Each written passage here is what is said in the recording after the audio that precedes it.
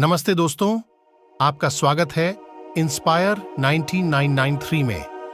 आज हम ऐसी कहानी सुनने जा रहे हैं जो आपके सोचने का दंग बदल देगी। ये कहानी है एक आम आदमी की, विक्रम की, जिसने अपनी जिंदगी में बुद्ध के एक छोटे से सिद्धांत को अपनाकर बड़ा बदलाव लाया। विक्रम मगध की राजधानी पाटलिपुत्र में रहने वाला एक कुशल कुम्हार था।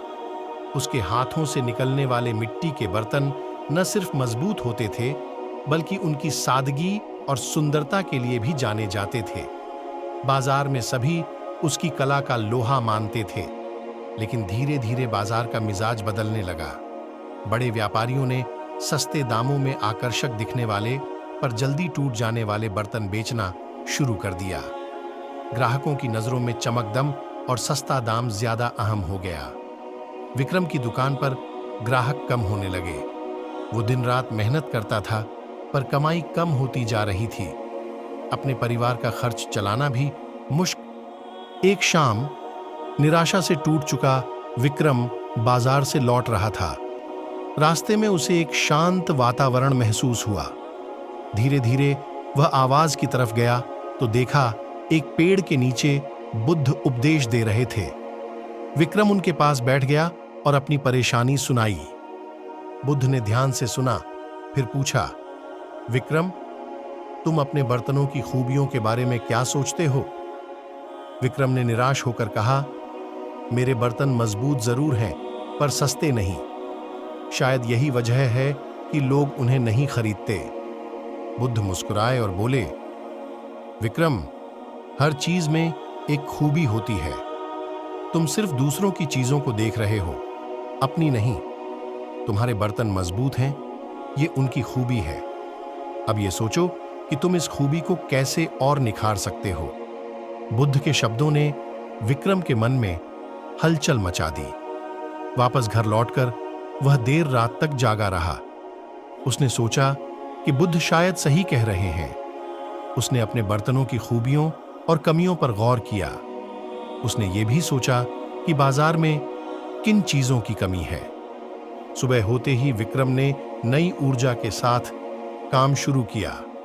उसने मिट्टी की जांच की और ऐसी मिट्टी का इस्तेमाल करना शुरू किया जो और भी ज्यादा मजबूत बर्तन बनाने में मदद करे। साथ ही उसने बर्तनों के डिजाइन में भी बदलाव किया। उसने ऐसे डिजाइन बनाए जो न सिर्फ सुंदर हों, बल्कि बर्तनों की मजबूती को भी दर्शाते हों। कुछ समय की मेहनत के बाद विक्रम के नए प्रयोग रंग लाने लगे। उसने ऐसे बर्तन बनाए जो न सिर्फ टिकाऊ थे, बल्कि उनकी सादगी और मजबूती के कारण देखने में भी आकर्षक लगते थे। उसने अपने बर्तनों पर हल्की कलाकृतियां भी बनानी शुरू की, जो उनकी खास पहचान बन गईं।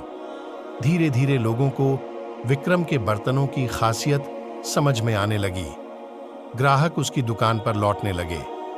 अब वे थोड़े ज्यादा दाम देने के लिए भी तैयार थे, क्योंकि उन्हें पता था कि विक्रम के बर्तन लंबे समय तक चलेंगे। कुछ ही समय में विक्रम का नाम पूरे शहर में मशहूर हो गया। अमीर लोग भी उसके बर्तनों को खरीदने के लिए लालायित रहते थे। उसने अपने बर्तनों की एक अलग पहचान बना ली थी। विक्रम की कहानी हमें ये शिक्षा देती है कि जिंदगी में हम हमेशा दूसरों की चीजों को देखते हैं और अपनी कमियों पर ध्यान देते हैं।